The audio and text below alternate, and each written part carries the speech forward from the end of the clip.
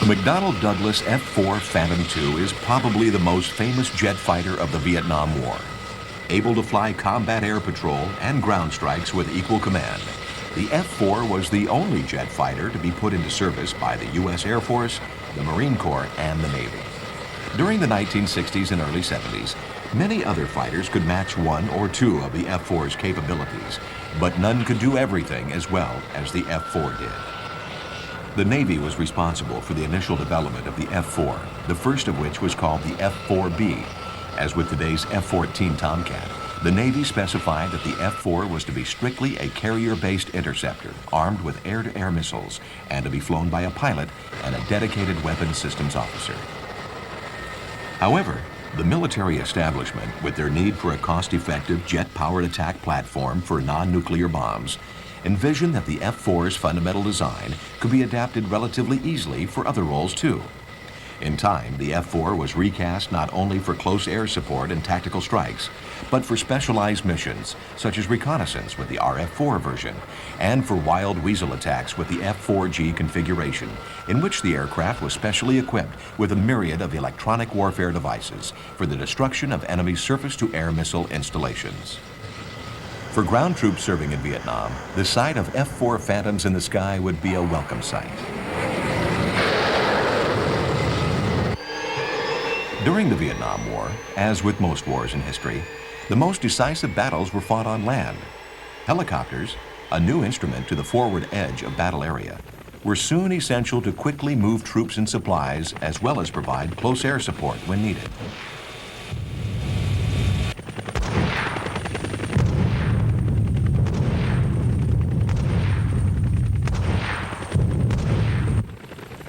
In January 1968, the most famous single battle of the Vietnam War began. Known as the Siege of Khe Sanh, it lasted for 66 days. The Khe Sanh Marine Base was strategically located near both the demilitarized zone and the Ho Chi Minh Trail. The North Vietnamese regulars combined forces with Viet Cong guerrillas to cut off the base from reinforcements and attack the Marines until victory was achieved. If the Communists were to defeat the Marines, as they defeated the French forces during the 1954 Battle of Dien Bien Phu, they would have open access to the South for further infiltrations and an eventual all-out invasion. Therefore, to hold on to Khe Sanh was of paramount importance, not only to the Marines stationed there, but also to the future of South Vietnam. F-4 Phantoms from each service were to play a vital role in relieving the base from this crushing siege.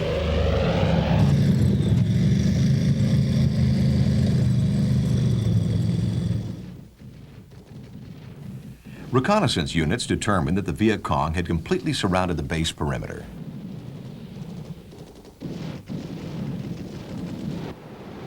Air Force and Navy F-4s were soon flying to Khe Sanh loaded with missiles, rockets, and bombs. As Khe Sanh was completely cut off from all ground access, resupply by air was imperative. The Marines dug in for a long and arduous battle. The North Vietnamese artillery was soon to strike hard, and the Marines would not be caught unprepared.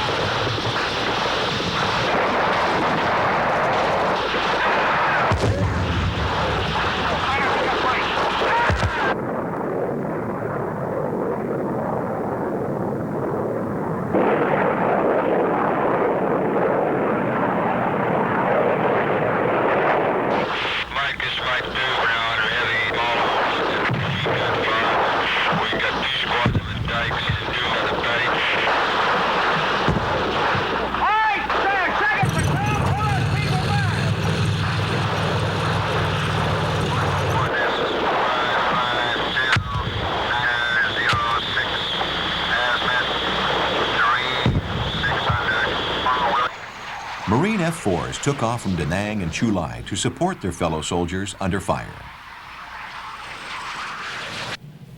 Resupply efforts continued despite the threat of anti-aircraft fire.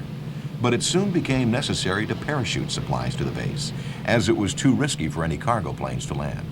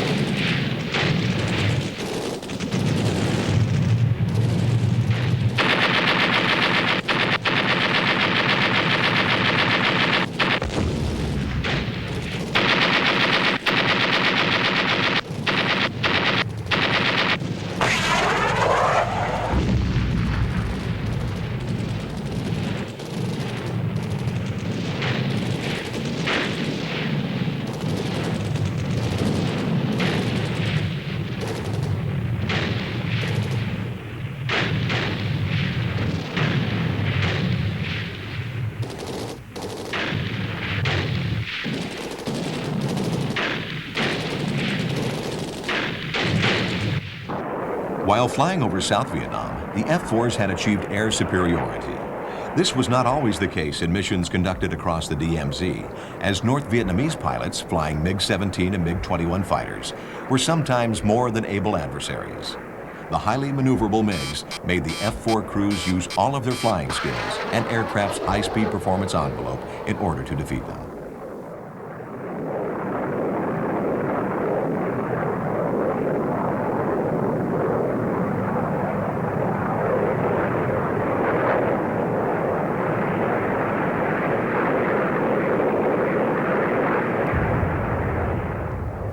On the average, the F-4 Phantoms enjoyed a kill-to-loss ratio greater than 5 to 1. Their most effective weapons were the AIM-9 Sidewinder heat-seeking missile and the 20mm cannon.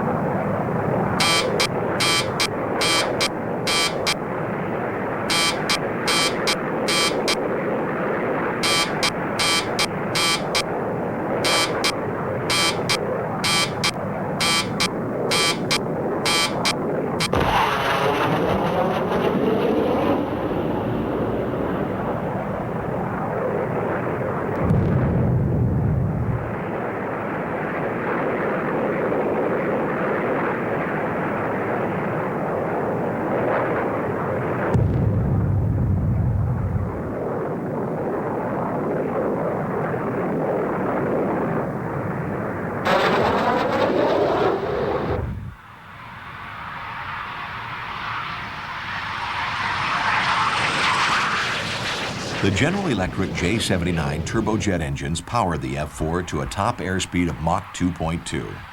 If the F-4 was needed for an extended combat air patrol, fighter escort, or close air support mission, refueling from KC-135 tankers was necessary.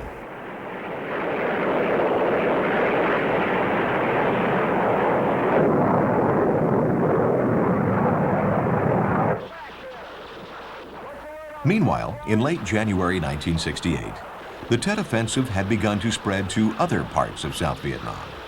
The city of Hue was the old imperial capital of Vietnam, and as such, was of great psychological value to the communists. Hue was perhaps the only target in South Vietnam immune from F-4 airstrikes, as the preservation of the ancient city's architecture was of some importance. Therefore, it was necessary for Marine and Army units to fight house by house and block by block to retake it.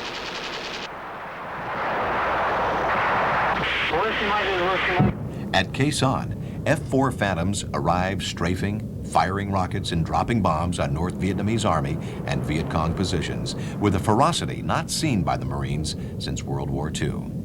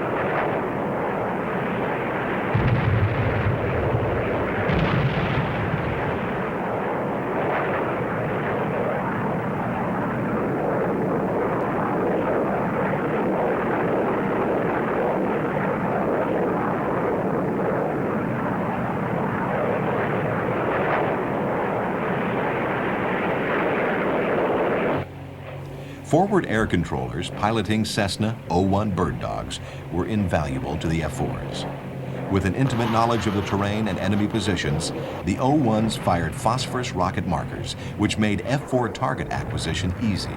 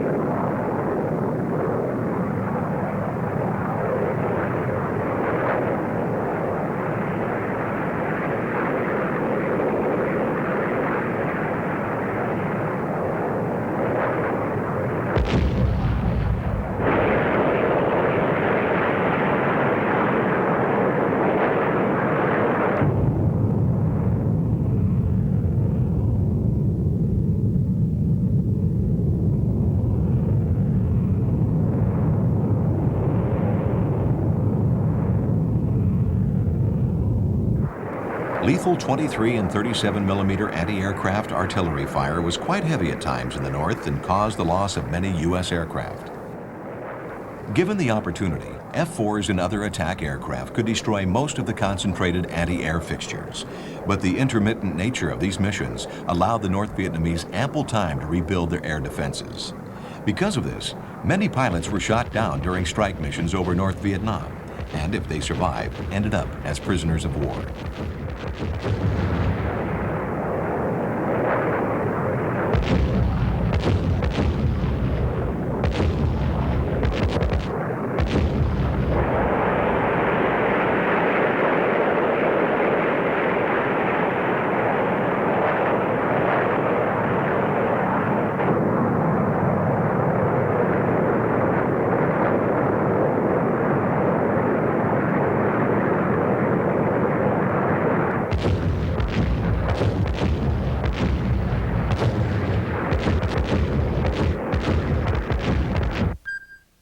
Air-to-ground missiles, such as the TV-guided Walleye, were extremely accurate in attacking targets, like this North Vietnamese bridge.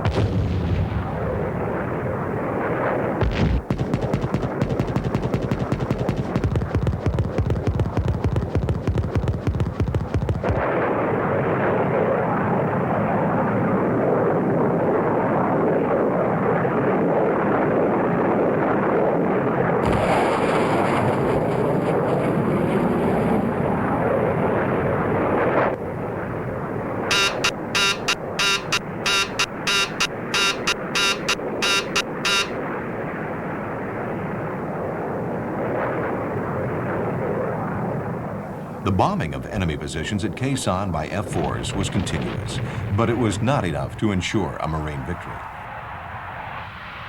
From bases in faraway Okinawa, Guam, and Thailand, flights of B-52 strategic bombers took off laden with ordnance many times that carried by F-4s.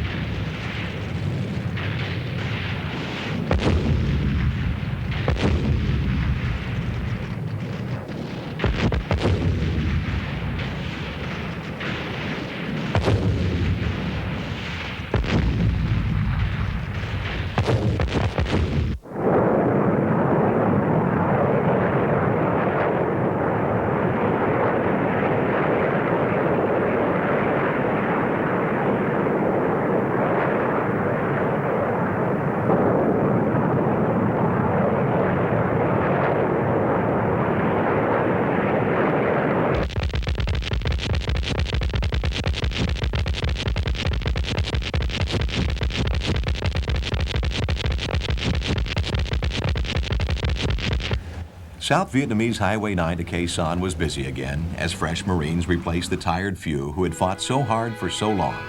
The Marines had lived up to the high standards that they have always set for themselves and had every reason to be proud of what they accomplished.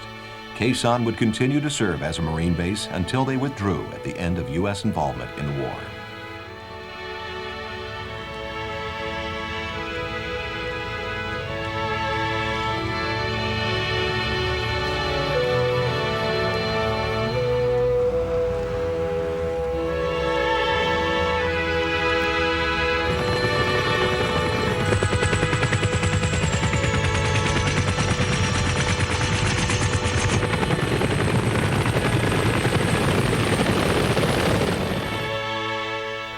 The battle for Khe Sanh was a shining moment for U.S. air power, too.